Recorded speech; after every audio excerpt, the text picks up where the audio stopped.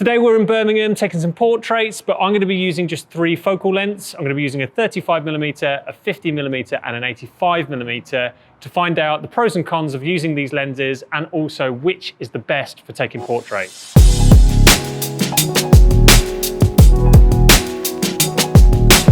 For this shoot, I'm going to be using my Sony A7III with the Sigma 35mm f1.4 DG-DN, the Sigma 50mm f1.4 DG HSM, and also the Sigma 85mm f1.4 DG-DN. So the first thing we're going to compare is the field of view of these focal lengths to see how much you can actually fit within the frame. To test this, I sat in the exact same spot and our model Georgie also stayed in the same place. The only thing that changed was the lens on the front of my camera. And as you can see, the results are pretty different. The 35mm has the widest focal length, and as a result, you get a lot more of the scene within the shot. Whilst the 85mm is a mid-range telephoto lens, so it's much more zoomed in and includes less of the surroundings. The 50mm is kind of in the middle ground between the two, so you get a bit more of the background in the shot than you do with the 85mm, but it's not anywhere near as wide as the 35mm. This field of view will also affect how close or far you'll need to be from your subject in order to capture a full-length portrait. For these shots, Georgie stayed in the same position the entire time, but I changed my position with every lens change in order to keep her the same size within the photos. With the 35mm, I could get pretty close to Georgie and still have her filling the frame, whereas with the 85mm, I had to be a fair distance away from her.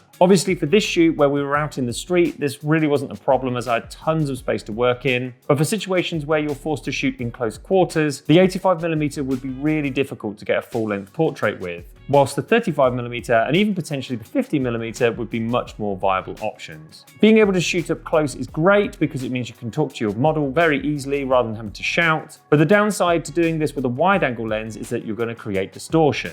With a 35mm lens being the widest focal length, you're going to get a lot more distortion in your shot, especially around the edges of the frame. Basically, the closer things are to the front element of your lens, the bigger they'll appear. And obviously for most forms of portrait photography, this really isn't a desirable effect as it can create unflattering results. There are of course exceptions to this rule, and you can use this distortion creatively for really cool effects, but for most of the time, you'll probably want to avoid this. The 85mm on the other hand has very little distortion, so facial features look much more flattering and natural. The 50mm again is somewhere in the middle of these two lenses. It's not quite wide enough to distort features too much, but the results are not quite as flattering as the results generated by the 85mm. This brings us nicely onto the topic of compression. If you've never heard of this term before, then essentially it's the effect where objects within the background of your image appear larger or smaller than they actually are. With a wide-angle lens like the 35mm, objects within the background will appear smaller,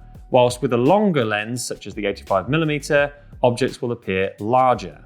This means that with the 35mm, you'll get less compression and also less blur in the background, which also means less separation between the model and the background, even when shooting at a wide aperture of f1.4. On the other hand, while shooting with the 85mm lens, it's able to create a good amount of separation between Georgie and the background, whilst also creating a thicker and smoother blur than the wider 35mm. Big surprise, the 50mm is once again the middle ground here. It creates a decent amount of separation between the subject and the background, and a decent amount of blur, but not quite as much as the 85mm lens.